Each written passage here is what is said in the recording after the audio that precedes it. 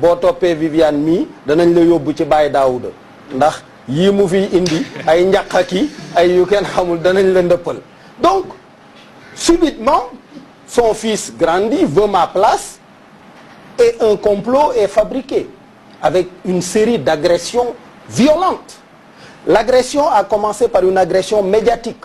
J'étais encore Premier ministre, le président de la République sur ses fonds politiques crée des journaux dont la seule ligne éditoriale était de me salir. Il est midi, Le Messager, Khibar, Express News, vous étiez là. Salir Idrissa Seck était leur mission.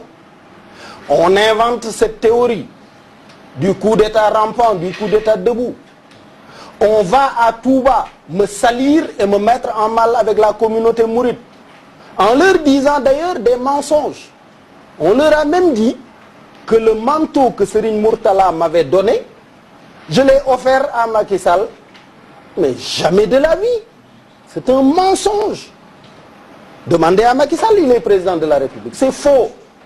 Ce manteau-là, il est chez moi, je le parfume quotidiennement. Et après mes prières de l'aube, je fais ce que Serigne Touba a recommandé, Assirou Ma'al Abrar.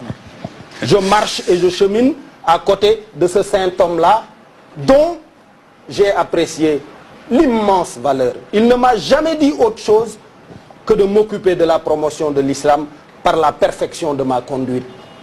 Ils ont dit que c'est moi qui Mais écoutez, j'en arrive, c'est une question importante, ne m'interrompez pas s'il vous plaît.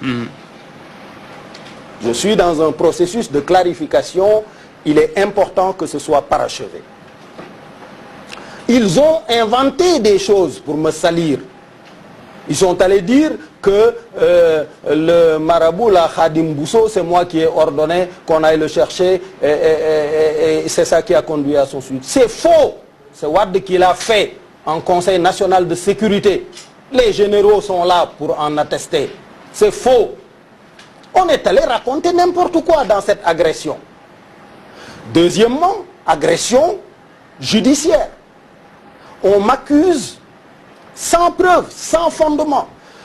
À la fin de la première audition avec le commissaire Assane Ndoye, il écrit au procureur de la République, nous n'avons aucune preuve à charrier contre monsieur le Premier ministre. On lui dit, faites-le attendre. 2 heures après, on lui envoie une autre lettre en lui disant maintenant ce ne sont plus les chantiers de Thiès, c'est atteinte à la sûreté de l'État. Assane Ndoye vient me trouver, il me dit monsieur le Premier ministre, sur la base de ces nouvelles charges, tous vos droits sont éteints, mes pouvoirs d'investigation sont illimités.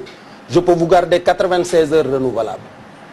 C'est là où je lui ai fait la fameuse réponse. Je lui ai dit, mais monsieur le commissaire, je ne parle pas de vous. Hein. Vous êtes fonctionnaire.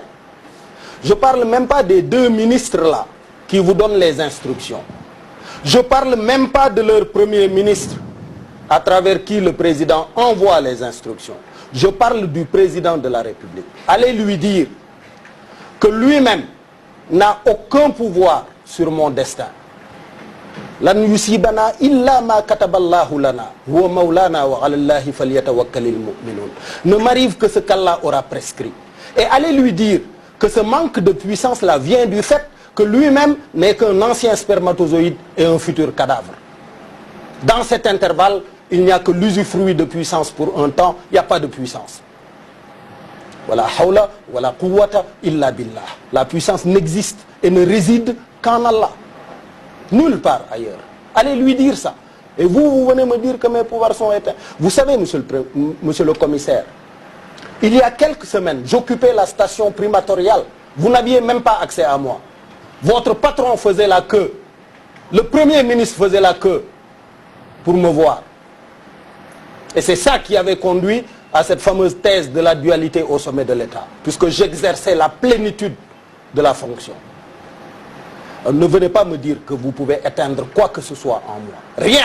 Vous n'avez aucun pouvoir. Alors voilà, ils m'ont sali. Ils ont raconté n'importe quoi. Ils ont fait une propagande monstrueuse contre moi. Ensuite, agression physique. Vous étiez là quand ils ont envoyé des nervis attaquer mon domicile et contraindre mes enfants à l'exil.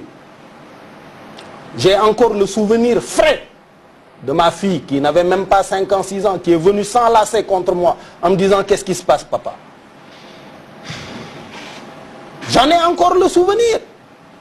Et je rends grâce à des amis, de vrais ceux-là, des grands frères à moi, qui ont veillé à ce que cette famille-là ne manque de rien.